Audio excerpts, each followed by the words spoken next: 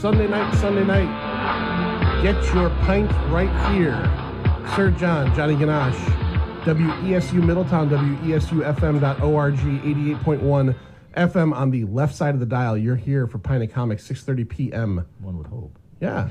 Or you're here for a show that you thought was on and you're very disappointed. Well, you never know. I mean, it is the holiday season. It is. People are filling in. The Burr Lives Hour has been preempted. Don't get me started. I might actually fill in for that. Do a whole Burr Lives. This week, the Incredible Hulk will not be seen to show you the Star Wars holiday special. and all the people in the world cried when they didn't get to see this. That's Life Day. That is Life Day. Life Day. Unless we talk about Life Day, the better. But the more we talk about our guest tonight, the better. He has capped off our year-end show, last year I think it was? Last year it was. This year? And now it's just a thing. We're going to make it a thing. We made it a thing. We're going to have him on more often in the year as well, but he is now reserved as the final guest of the year every year. He is truly one of our favorites. We have with us Michael Kelleher of Kellestration, straight out of, as they say on the Not Another Nerdy podcast, Springfield, Massachusetts Earth Milky Way. I'm going to use that. They use that all the time. Do they really? Yeah. They always use everything. It's down to Earth Milky Way. It's kind of a funny little joke on their show. But Michael, what's going on, man? Oh, nothing. Feels very laid back in here today. It's you know what? Yeah. It's the holidays. Yeah. The bosses aren't watching us. We're just going to have a fun show. Nice. You've had a busy few months, I hear. The past year has been just wonderfully busy. Yeah. That's a great thing. Oh, it is. Yeah. I couldn't be happier. I couldn't be more tired either. You sound either tired or a little under the weather. No, I think I'm just getting old. Oh. No. I don't think so. So. Next year is 2020, the year of cyberpunk. Oh, boy. Look how excited he look. So, Michael, again for the listeners that might be catching up, what is it you do? What is Kellestration all about? Well, we are I love saying this, we are one of, if not the largest producers of reprint material for the comic book industry throughout, well, I was about to say the world, but the comic industry is so much bigger than the United States. But certainly for the United States market, we're the biggest. We supply, oh my goodness, at least 10,000 pages of reprint material every year. And you guys are kind of the unsung heroes of seriously, because you got to wonder how many people know when they're looking at stuff like that, who they know who the writer and the artist was, but do they know who the person is who went in and reworked it and reprinted it and did all this stuff? Yeah, exactly. I mean, the weird thing is my job shouldn't exist. I mean, in a perfect world, right. If 50 years ago, if printing technology was as good as it is today, you wouldn't need us. Right. Yeah, but there just is a necessity for someone like us to come in and fix all this wonderful artwork. And when you say fix, it's just to fix the printing process of it. Fix is probably the improper word. I don't even know what the correct word would be. But we make it look not just pretty, but we make it look like the way the artist intended for you to see it. There you go. Yep. There you go. And have you had many of the artists that are still alive that see it now, look at it and go, that's exactly how it should have been back then? Oh, yeah. Recently, Terry Austin, he didn't talk directly to me, talked to one of our editors and just commented on how wonderful some of the work on, I don't even remember what it was. That's how busy you are. So many projects. That's how busy this guy is. Well, that's the other thing too. Is Terry Austin has so many projects himself. Oh, sure. It's which one was it, and right, and all that. Yeah, it's hard to keep track of it. A lot of people ask me, how is it just being able to revisit? Because most of the stuff that we work on is from when I was a kid, right, when I was collecting comics, and so I love it. Most of the books that come across my desk are just books that I just bought directly off the stands back in between 1977 and 1990. And it's just great. But people say, well, what's it like revisiting this stuff? It's like I don't get to read them. Right. I don't have the time to sit and read them. You do that math. You're doing 10,000 pages a year. Going through, and you're spending hours on every single page. And even we have, oh my goodness, I think we have anywhere from 20 to 30 people working with us right now. and each one of them just delivering, a handful of pages every day. Every one I got to go through and make sure everything's looking good.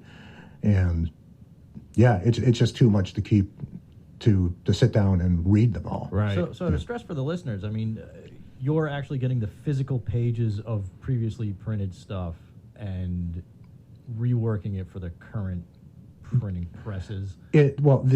Yes, I guess that's an easy way to put it. The process is that we have, when I say we, there's warehouses for Marvel and DC where they have scans of the original film that the comic books were printed from, and film can either be deteriorated, or even if it's in great condition, we're still able to scan it at a better quality than it was 40, 50 years ago when it originally went to press. Right. And so we're able to preserve all that detail that you've never seen before. It's bring all that back in, and then we're able to put everything into a digital format so that when it is printed, it can be printed with the colors the way that they're, for the most part, meant to be. And there's a big argument around that, but it's too complicated to get into. Regarding the colors that were printed, or the colors Yes. as they're meant to be, or Well, right, as people see that from one difference or the other. Yeah, I guess I'm trying to think of an easy way to explain this. Do it anyway. Imagine if you're writing with your pen on a piece of paper. Yep. And you got a brand new pen. That pen's nice and dark. As you go along, that pen gets lighter and lighter till it eventually runs out. Sure. When a comic book was printed back anywhere before 1990, the ink was never consistent. That's true. So and it wasn't consistent throughout the run. And you're talking, even back then, you were still looking at about 100,000 copies, for each comic. Oh, easily. Yeah, and you have 4 different colors. You got the CMYK, cyan, yellow, magenta, and black.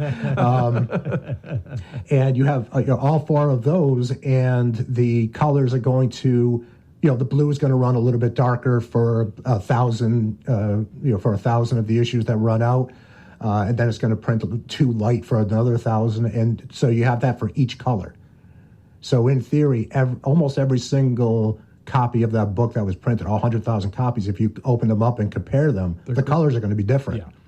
Yeah, that's true. So they're gradient. Like, it doesn't matter. Like, if you have a copy over here in San Diego, California, and you've got a copy and you bought them on the same day, off the same shelf, off of different shelves across the country, you're getting 2 different looks at some point. Exactly. Yes, it's almost like when if you're old enough to remember vinyl. Well, it's coming back now. So I guess if you're familiar with vinyl, my copy of Morrison Hotel is going to sound a little different than my buddies because it's got hisses and pops all over the place. Right. And there you go. There you go.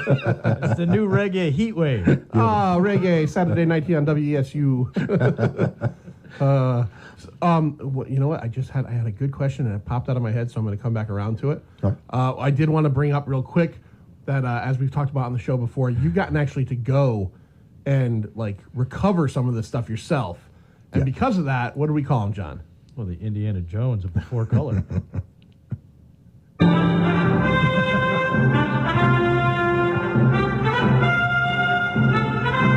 Now, I almost played. I almost play the whole thing if you want. Well, I almost accidentally played this one here. Uh-oh. But what? Ethel Merman? Hold on. I am a real American. But you're not the Hulk Hogan of the 4-color. So I almost played the wrong soundbite, which would have totally confused everybody. They would have thought, "Wow, is Kelleher an ex-wrestler?" That's from a different show. Yeah, that's from a different show. I'm going to play this 'cause I'm assuming I know what this is. Oh, boy. I wonder if you've ever run into any of these. Snakes. Why did it have to be snakes? When you were in the bowels of where was it again? Michigan, the place you went to. No. Initially, it was Sparta, Illinois. Sparta, Illinois. Just look at your any comic book indicia. That's the details down there in the first page. Usually in the first page. Sparta, Illinois was the major printing location for almost everybody. Almost right. All the Marvel and DC books were printed there for decades. Yeah. I know what the question was I had now. So you mentioned it before several times. You said up until 1990 with the ink. What happened in 1990 that changed everything? Well, of course, 1990 is an estimated time, but the printing technology got better. We started getting into digital, and eventually we started creating plates directly from computer files. And so it's a lot easier higher resolution, a lot easier to control, and a lot less human hands in there to kind of screw it up. Well, I know we talked about this the last time we had you on, and it goes with the pages that you might get that had overlays from various artists, and some of the overlays may disappear over time. Oh yeah, you've run across that kind of problem. What do you do then? Well, there's a number of ways that we can approach something like that. So if in fact, I think it was last year, we were working on some of the Frank Miller Daredevil pages. Ooh, your stuff. And some of the I think it was the Daredevil stuff. He would work on some paper that, and you probably see what I'm about to describe is probably more relevant to the early Teenage Mutant Ninja Turtles, where they would have those fine lines in the background. And I'm trying to remember, it's not Zipatones. I'm trying to remember what kind of paper it was called. But yeah, basically, if you painted on it with a chemical, it would just create these fine lines in the background to give you texture and give you tone. And we found that a lot of those just kind of fade over the years. And so when we're reprinting them, we have to try to, if they faded off the original art, we go to the film to see if they're still available in the film. And if they are in the film, are they good enough of a quality? And then if not, worst case scenario is we put it on the computer, scan it in, zoom in as far as we possibly can, and then just trace pixel by pixel all the original art. Wow. You got a lot more patience than I do, man. Oh yeah. It's mind-numbing, some of this stuff. Yeah. In a situation like that, how long does that delay the reproduction work? I mean, do you run up against a deadline where you're like, we're still doing this? Oh yeah, constantly. And we're finding that when we first started this back in 2003 or 2004, we always assumed that, because we of course started working on the early stuff, Fantastic Four #1, Amazing Fantasy #15, and we thought, the farther we get up into like the 80s and the early 80s, late 80s, everything was going to be a lot easier. Wrong. One thing that we didn't really think too much about is the detail in art became so much finer as the years went by. So by 1985, 86, you got Arthur Adams sitting there going crazy with all the little little lines on there. And so when we're trying to clean up something, if I'm cleaning up a page that was drawn by Dick Ayers and he's got these beautiful thick strokes, and then that same amount of space, in comes Perez sitting down there with his Teen Titans and drawing like 1,000 little rocks or stones in that same amount of area, and that's so much more. It's the lines we have to take care of, not the space.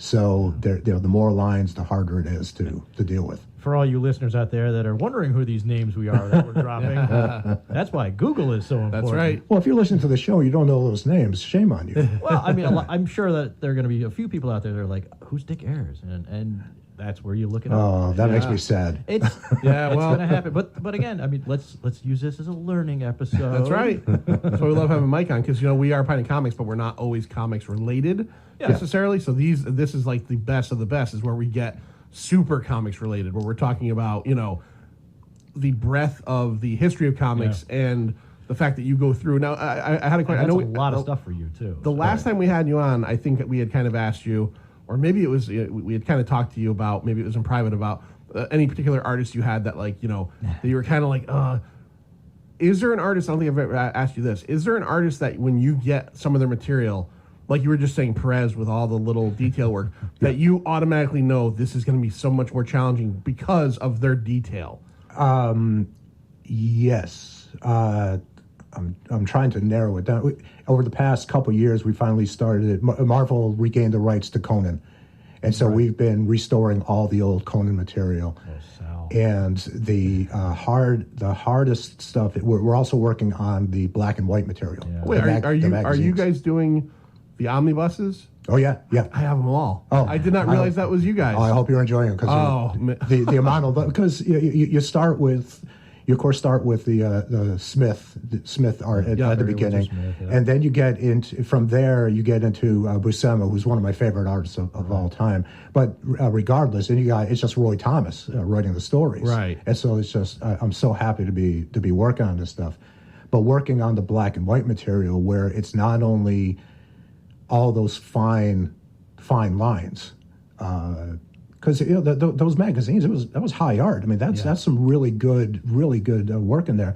But it has the gray washes, the gray paint over it, right? And sitting down trying to differentiate. What's supposed to be there, what's not supposed to be there. Because the film, this is probably some of the worst film that I've seen. Really? But as I'm rambling about that, I just realized I'm just complaining about that, and I don't have an artist specific in mind.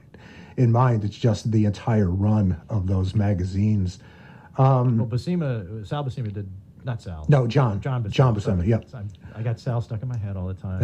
He's one of my favorites. So. Well, I think Sal's kind of underappreciated. Oh, definitely. He's one of those. I think he's one of those guys that he's just a jack of all trades. He could do any character. And he was fast. Yes, and he was good. Yeah. He was. Not to take anything away from him, he was never the best, but he was always there and always came through. Yep. I rarely would see anything by Sal Buscema and sit there and say, "Oh, that's awful." Yeah, exactly. I loved his stuff.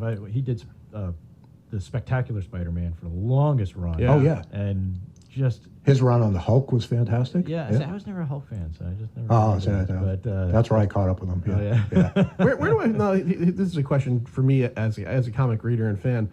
When I'm looking at like an omnibus like this, where maybe I don't know and I haven't talked to you and realized, where do I look to find the credit for you guys? Like right at the beginning. Trying to remember if it's before. It's in with all the Lego mumble jump. All the right. I was foolishly about to say the unimportant people. All the, we're in that list, and okay. we'll be in there somewhere. Okay. So for this year, 2018. Well, what are some books that people like I just learned, I didn't realize you guys had done that. What are some books that people might have gotten for Christmas or had gotten this year? Some of the collections that you guys actually had worked on that are out this year. All right. I got to try to. Should have brought a list. Yeah, well, because the thing is that so many books we work so far in advance.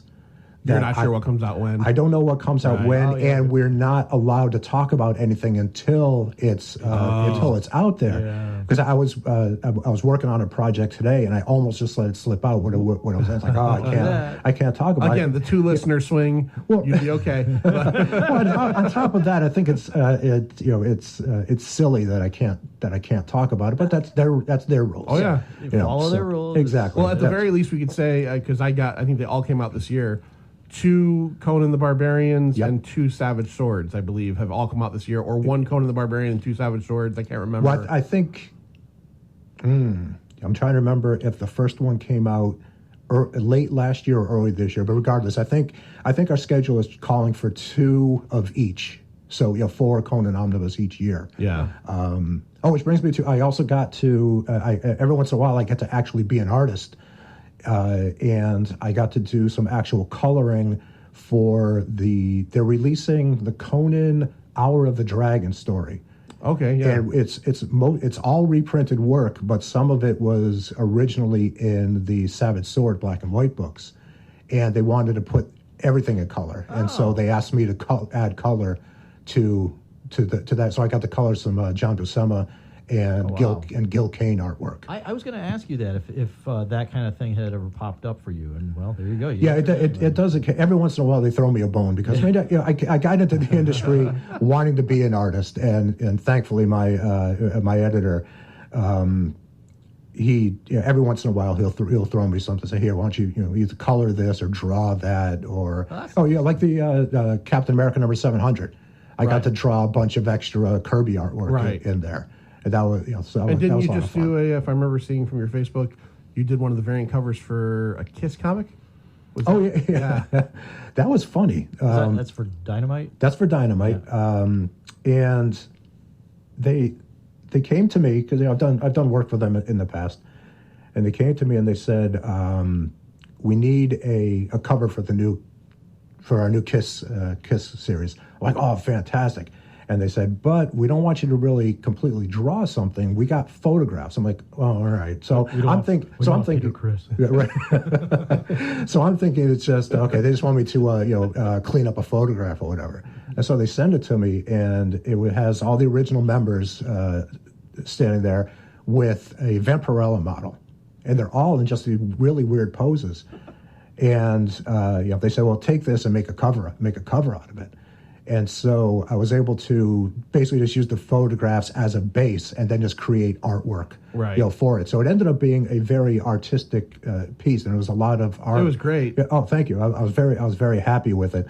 But you tell people it's like, oh, it's based off a photograph. They think it's like, oh, you just threw it into the Photoshop and no. and put it together. It's like I really wish I could get the permission from the photographer so I can show you what I was working with and what I ended up with, because they're not. It's the final product is not the photographs at all. Everything is repainted.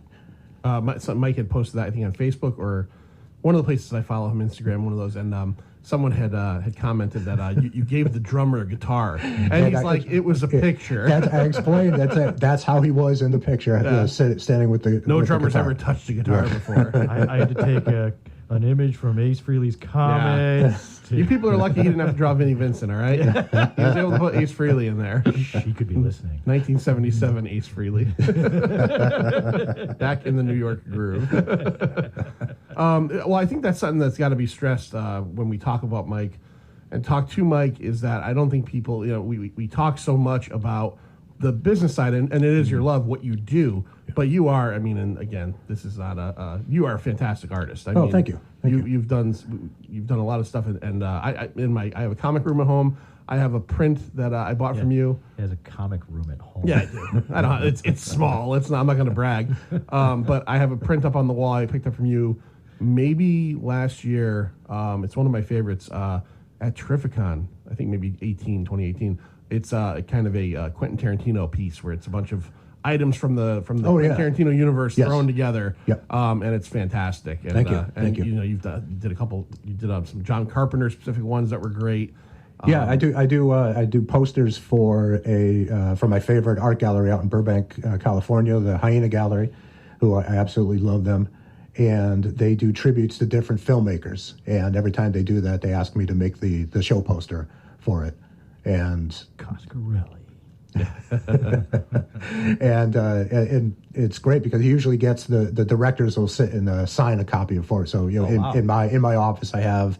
So I didn't get one from Tarantino. He didn't. But who have I got? I got John Carpenter, Wes Craven. Recently, what's it from Trauma? Lloyd Kaufman. Lloyd Kaufman. Yeah. He signed one for me. So I got this great little collection of my artwork with tribute to some of my favorite directors, and they signed it for me. So that's really cool. Trauma, Surf Nazis Must Die, or Sergeant Kabuki Man? Which one? Gee, put me on the spot here. But Toxie, wasn't it? The Last Temptation of Toxie. No, Kabuki Man for me. Yes. That's a fun movie. I don't know. All of them are at least have some level of entertainment to them. Yes. Yeah. Our Trauma. Yeah, that is true. Is it ever frustrating, Mike, to be kind of like this unsung, like you do so much work, and like I said, I know you, and I didn't realize you worked on those Conan books, and that's not a slight. Is that ever even minorly frustrating, or is it just the kind of thing where it's like, I know what my work does, it pays the bills, I'm good with that? 10 years ago, I would have told you it frustrated me until I started getting the attention. Okay. And of course, when you start getting attention, negative attention follows. Oh, sure. Yeah.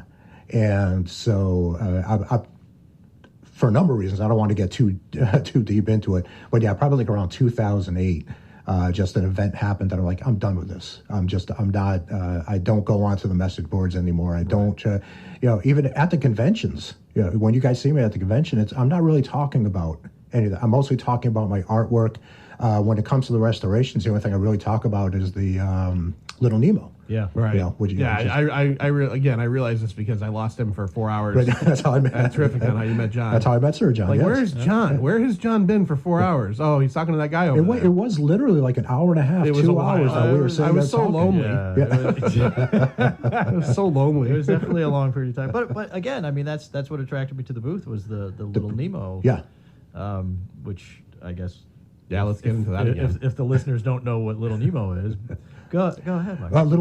One of the first really big comic strips, by big popular comic strips that started in 1905, I believe, by Winsor McCay, and he was even Walt Disney regarded him as like the godfather of animation. He started doing the first. I don't know, was Gertie the Dinosaur the first animation, or was the first like full? I don't know. Yeah, I don't know if it was actually the first one, but it was certainly one of the first, and I'm assuming one of the biggest ones. But yeah, he had this comic strip. It only ran on Sundays. It was giant. Our prints are 18 by 24 inches, which encapsulate the. I'm using my hands like everybody can see. It's radio. The art I'm thinking was probably at least 18 to 20 inches high by whatever width out, so probably like 14 inches wide when it was printed in a newspaper, because it was literally just a page of a newspaper, which were even bigger back 100 something years ago. Certainly not what they are now. Right. And I one of the selling points when I'm trying to talk up Little Nemo, aside from just being brilliant artwork and brilliant not just because it was kind of the first of its kind, not brilliant just because not brilliant just because it was the first, but because it really was great. And seeing him manipulating not just artwork and storytelling in the narrative form, but the way he manipulated the production, which of course is a lot of what I'm doing right now with Marvel and DC, where he figured out how to utilize the printing process, as primitive as it was, and utilize it to his desires with the artwork. And it was just great. And we're talking about 1905. We're talking literally before radio. So, of course, it's before television, before film. Right. The only entertainment that was around was literature of some kind. Newspapers, of course, being 5 cents a piece and available anywhere in the country at any time. Every Sunday, the comic section was the equivalent of our water cooler events in terms of entertainment. You'd sit down and they'd talk, oh, did you see Little Nemo yesterday? It's like, oh, I can't believe what that little guy was up to. It's both fascinating and also makes me very glad we live in today's day and age, because I just, that's like everybody is to say, hey, what, Little Nemo, check that out yesterday? You didn't want to read about the Katzenjammer kids? No, it's no problem. I have no problem with that. I'm just thinking about what it would be like. Now we have endless options, and that's also a problem. But oh yeah, Buster Brown. I love that. I enjoy that conversation where do we have too much to choose from now? Absolutely. Because I've constantly got people almost getting mad at me. It's like, oh, have you watched The Mandalorian yet? Like, I haven't had time. Right. I still haven't watched things from 1998 yet. You haven't watched Farscape yet? I finally watched. I only sat down about 5 years ago and watched Twin Peaks. Oh, see, I've never seen Twin Peaks. You watched all the way through the new season? No, I didn't. I'll get to that in 10 years. All right. WESU, Pilot Comics, WESUFM.org. We're going to take a quick public service announcement. We'll be back with our guest, Michael Kelleher from Kellustration. Mike, real quick, what is the website so people can go there on the break? That's KELLUSTRATION.com. Check it out. And here's Nicolas Cage give you some life advice if you're under the age of 18. Hi, this is Nicolas Cage. When you're a teenager, there are a lot of things going on that can produce stress and anxiety. The pressures of school, dating, and the future in general can seem overwhelming sometimes. But there are healthy ways to deal with stress, ways to reduce it and channel your energy in positive directions. And you don't have to do it alone. The Will Rogers Institute has a free booklet with some really helpful information. For your free copy, visit wrinstitute.org and find us on Facebook and Twitter.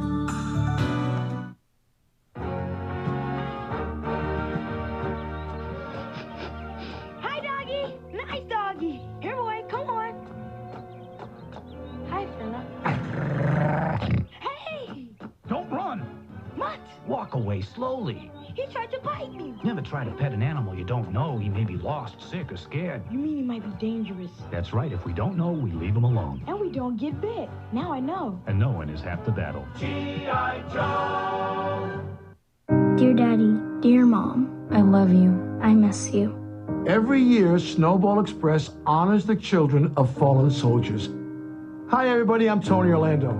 Join me in proudly supporting Snowball Express, a nonprofit that creates opportunities to help heal the children of our fallen heroes. We can never repay the sacrifice our soldiers have made, but we can honor them by giving back to their children. Donate now at snowballexpress.org. We are the Hero Initiative. Hero Initiative is the charity that helps comic book creators in medical or financial need. Superhero movies are often billion-dollar blockbusters, but many of the writers and artists who developed the characters see little or no money from that. Hero Initiative helps many of these older creators with their medical and financial needs, and now you can be the hero too.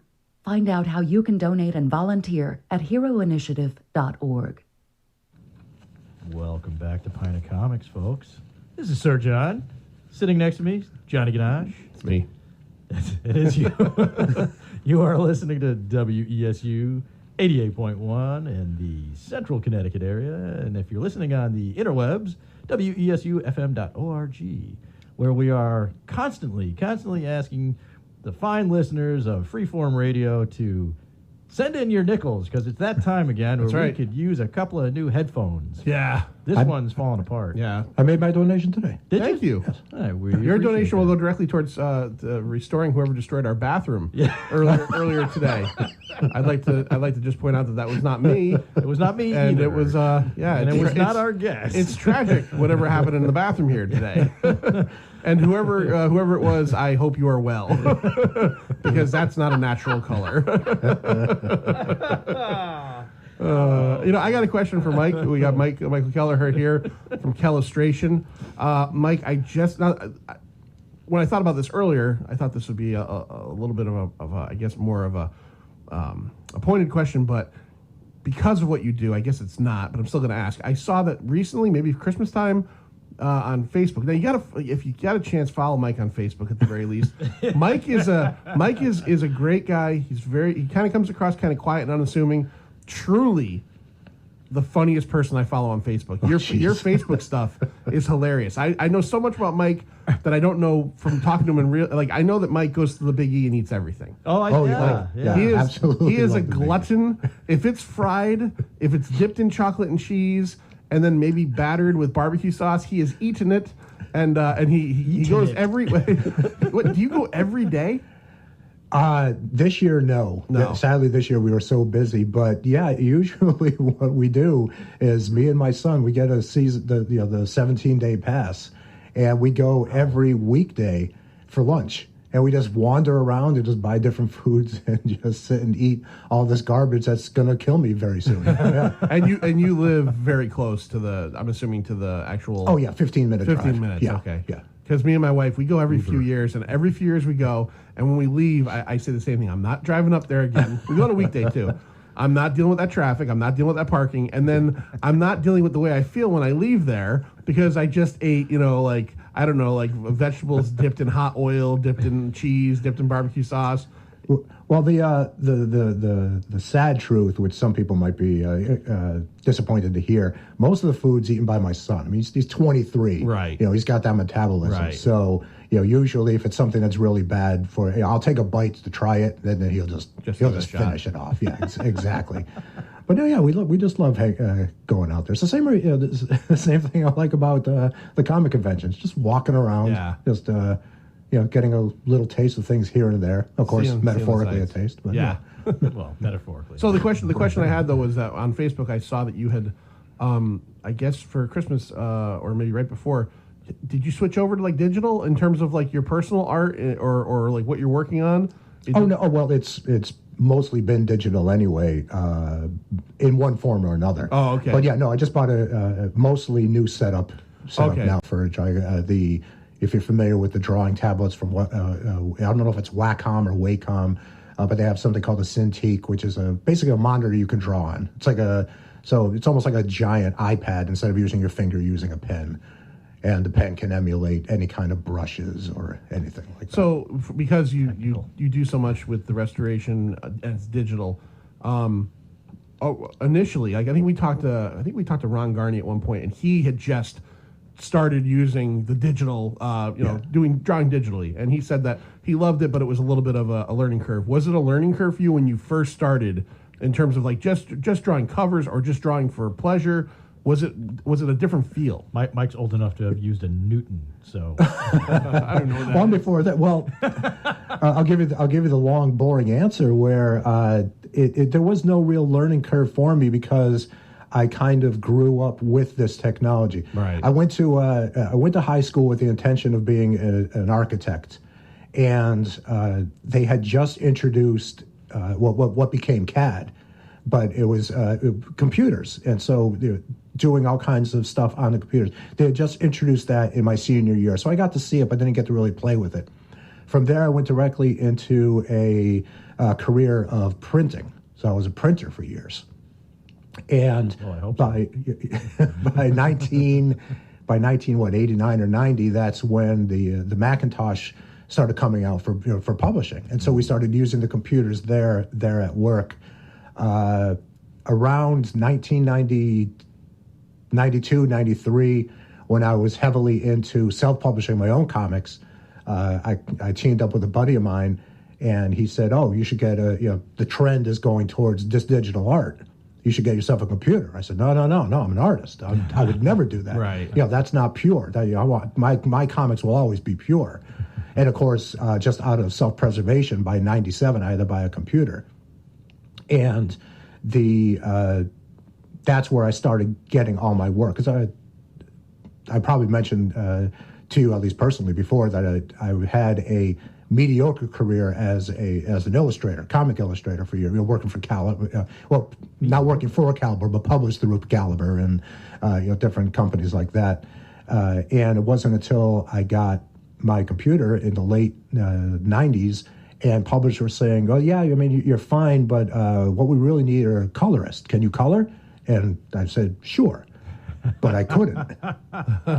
And so I had ride to a horse. learn. Sure, That's the rule. That's exactly what it was. You just say, "Yeah." I still do that to this day with certain things. Can you draw this? I go, "Of course I can."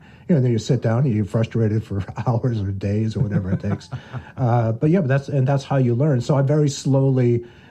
Starting in the late 90s, started learning how to do all this stuff with a computer. And, of course, I could barely afford the computer back in 97, so I was just using the mouse. There was none of these fancy tablets and drawing, computer drawing things. Everything was done with the mouse, so it took a long time, and everything looked very mechanical.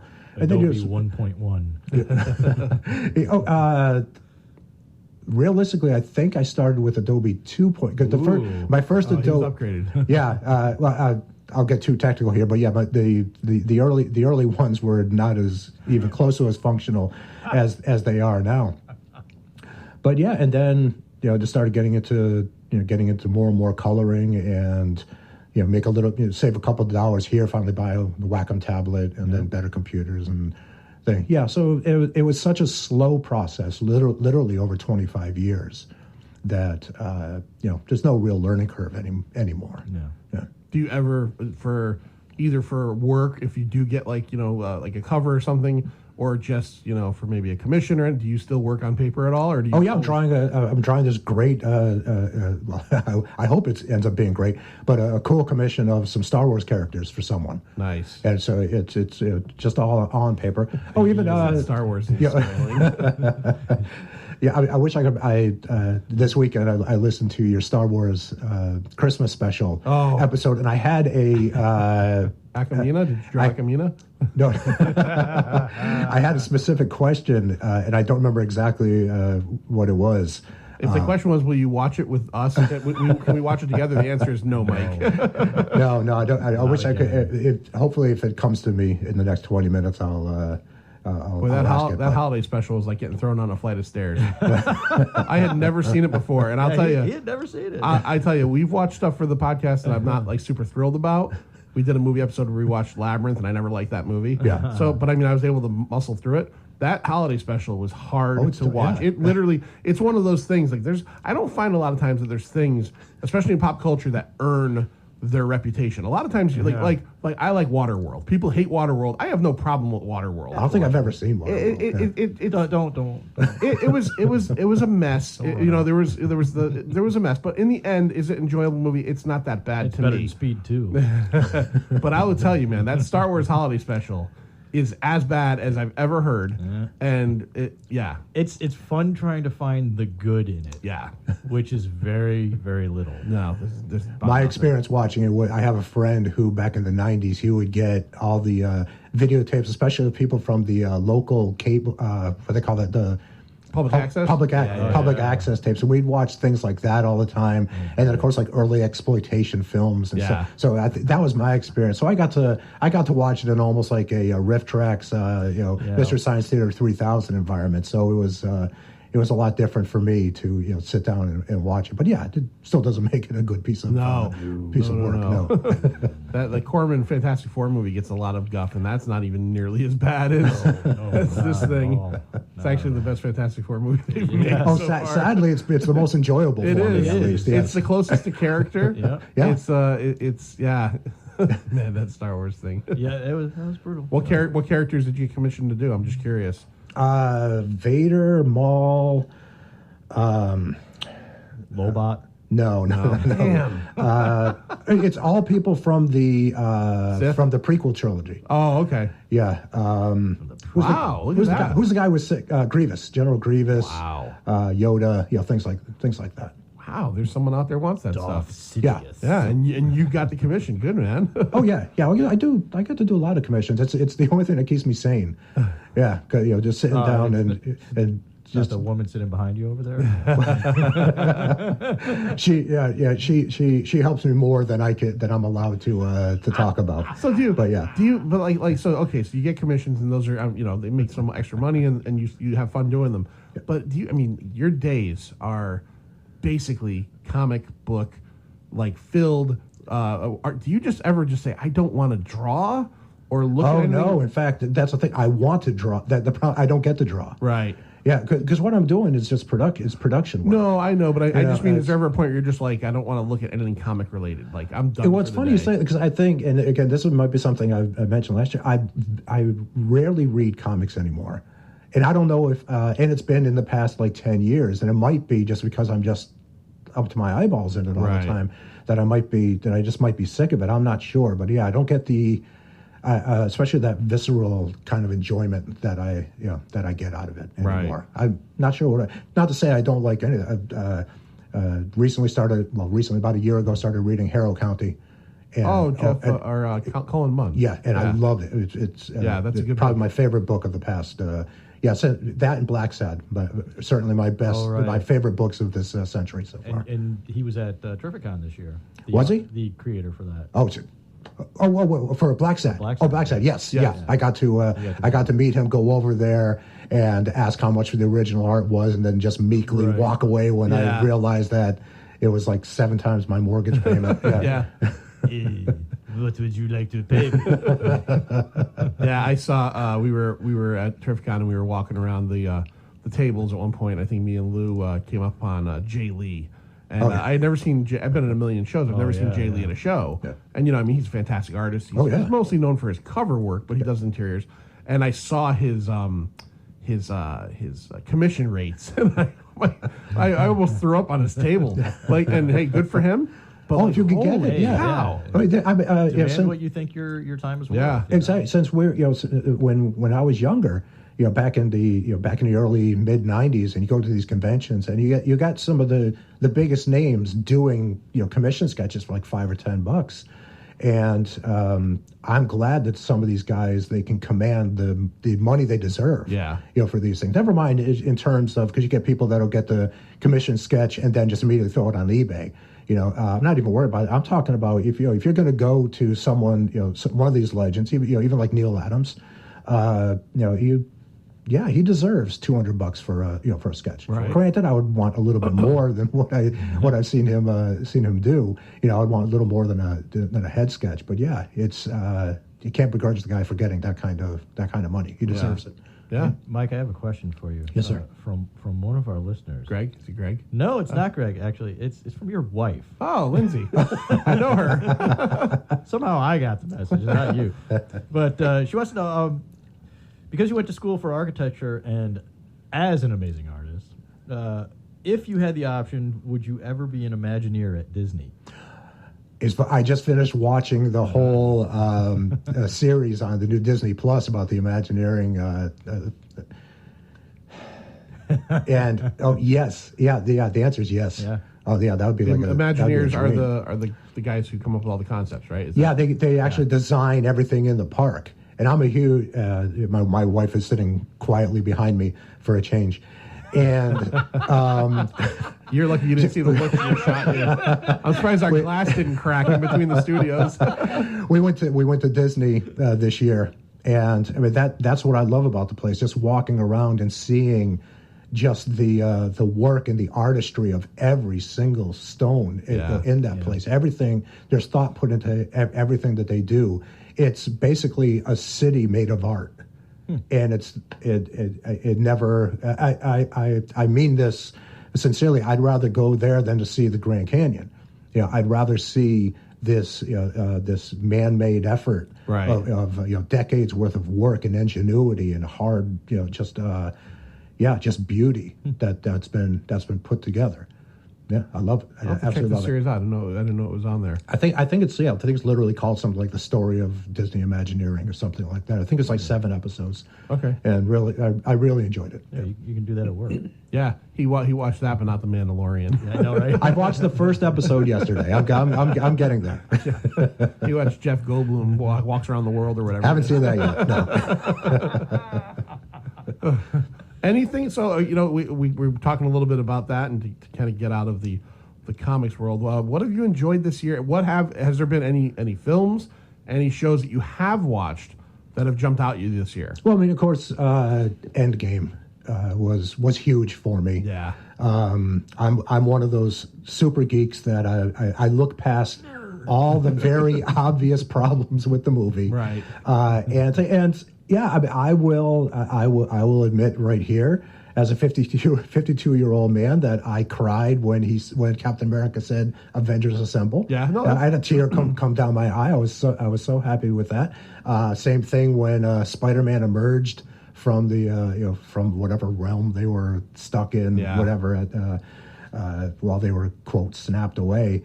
So yeah, Endgame. I loved Endgame. I think that's it. Did you get out for the new Star Wars yet, or no? No, we're the only 3 white guys in America that have not seen that yet. Unless, did you see it, John? No. Okay. I had no time. It was. I have better things. I could go see Star Wars or come here. That's how little time I have. Look at that! He chose us over Star Wars. Hey, that's why I like it. Star Wars. Yeah, as you know, we didn't even have our Christmas party this year. Just everything was just so. I wasn't sure if you didn't have it or we just were persona non grata. I'm glad that you mentioned that. No. I said to my wife, I said, it's like middle of December, and I said Kelleher had that thing last year. It was awesome. I said, and I'm like, what did we do last? Did I crush everybody in Pictionary so hard? No. Yeah.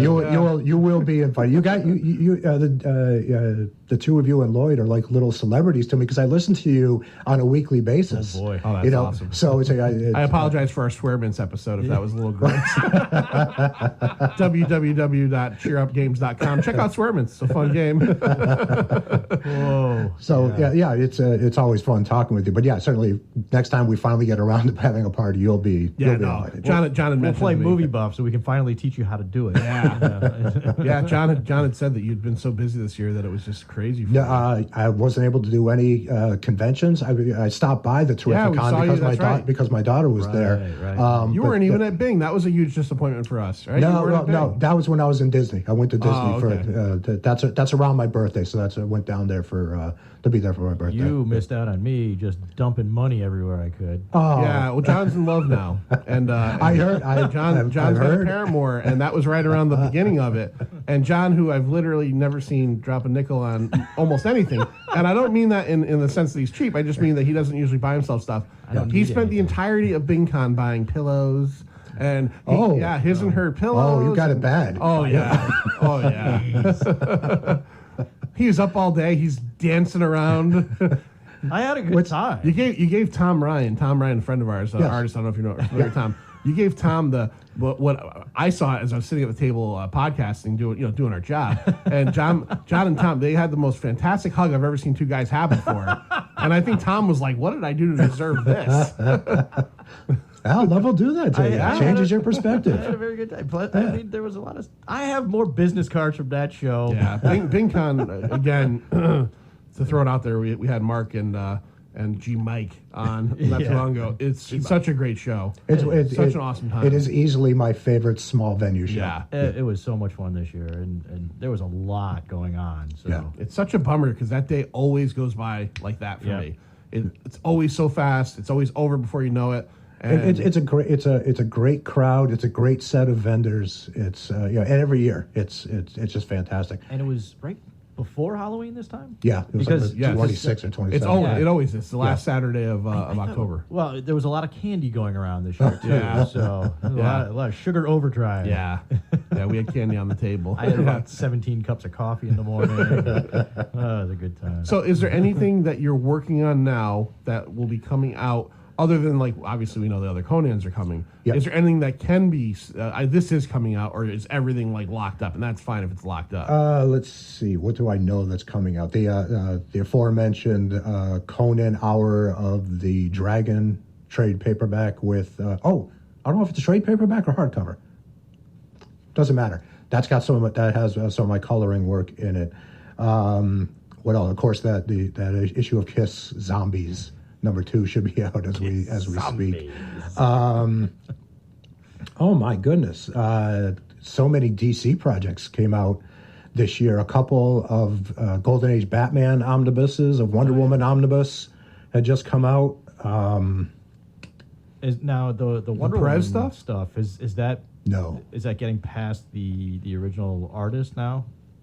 The Wonder Woman omnibus. You're getting past H.G. Peter. You're moving into whoever picked up the art after that. We're well, my goodness, at least the late 40s, if not early 50s at this point, I think. Yeah, I technically might not even really be. No, Golden Age doesn't end until late 50s, right?